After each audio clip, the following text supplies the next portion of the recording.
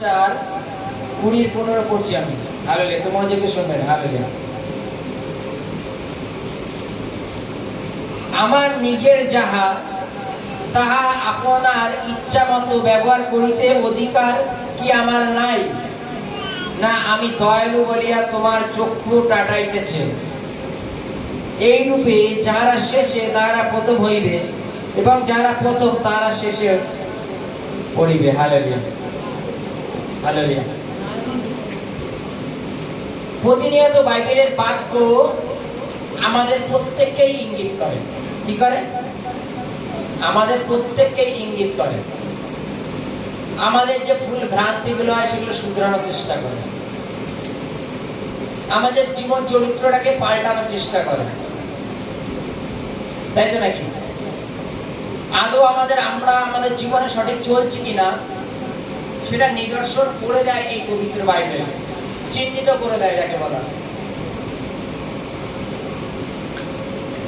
বলতো সেলুনে, বিউটি পার্লারে এতগুলো কাঁচ লাগানো কেন থাকে? একটা কাঁচ লাগালেও তো হতো।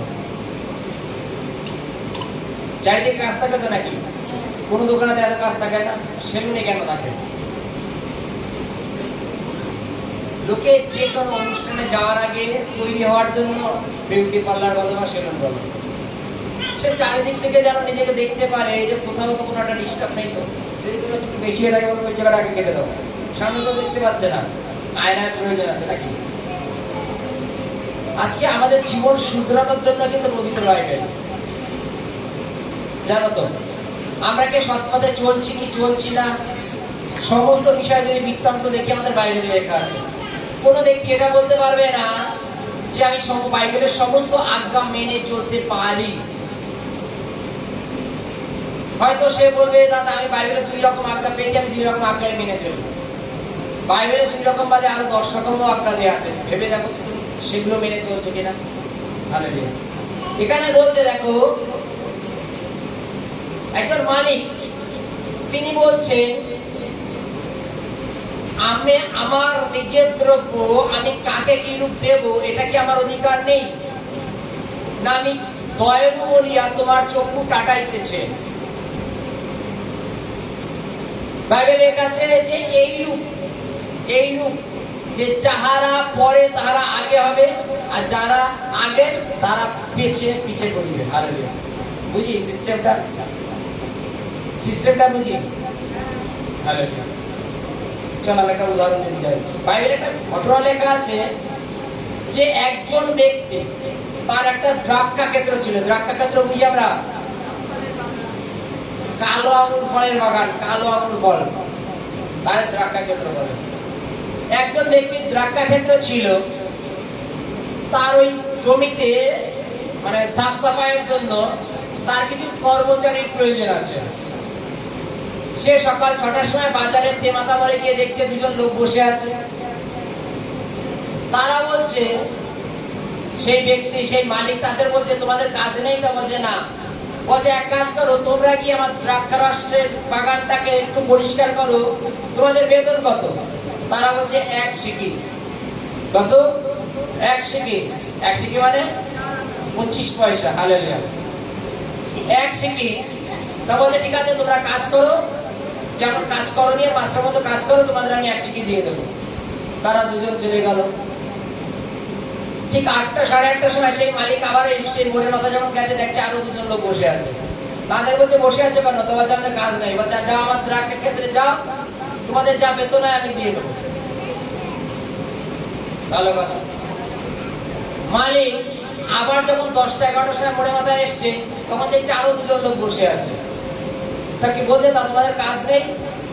তা বলছে না, আমাদের যাও আমার ক্ষেত্রে কাজ করো, আমি তোমার ন্যায্য বেতন দিয়ে দেবো। আবার মালিক যখন 12টা 1টার সময় এসছে, তখন দেখছে আরো 2জন বসা। মালিক তাদেরও নিল, নিয়ে বলছে যাও কর্মস্থলে গিয়ে কর্ম করো, আমি তোমাদের বেতন দেবো।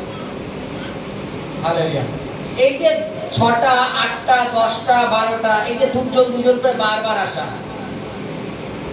প্রথম যে 6টার সময় যে 2জন ব্যক্তি এসছে, সেই 2জন ব্যক্তি কন্টিনিউ কাজ করার সাথে সাথে নিজেদের অঙ্ক বসে যাচ্ছে, তারা অঙ্কে ফার্স্ট ছিল।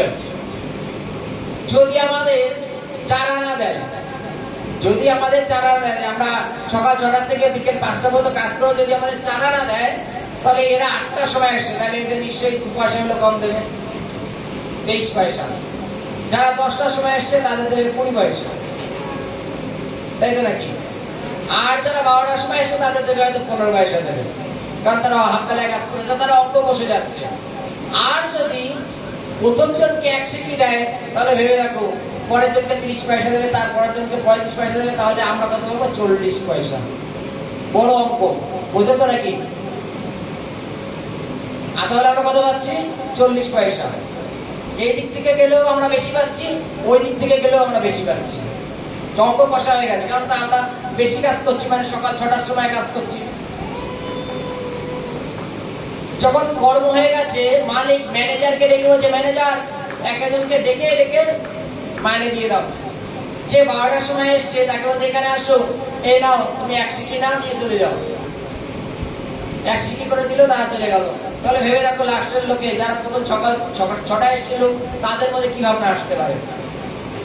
যদি 12টার সময় এসে যদি ওদের 1 সিকি দেয়, তাহলে আমরা তো 6টায় এসে, তাহলে আমরা কত পাবো? বাবা হয়ে গেছে, কিন্তু 5 পয়সা করেও 4% বেশি বললেও তো 20 পয়সা বেশি আছে, 45 পয়সা তো পাবো। তৃতীয় জন যাদের 10টার সময় এসেছিল তাদের ডেকেও ঠিক ওই একই 1 সিকি করে দিল, তারা আনন্দে নিয়ে চলে গেল, আনন্দে নিয়ে চলে গেল। প্রথম ব্যক্তি আনন্দ নিয়ে চলে গেল, দ্বিতীয় ব্যক্তিরা আনন্দ নিয়ে চলে গেল, এরা বিরোধ করলো না। তৃতীয় যারা 8টার সময় এসেছিল তাদের ওই 1 সিকি করে দেওয়া হলো, যে আনন্দ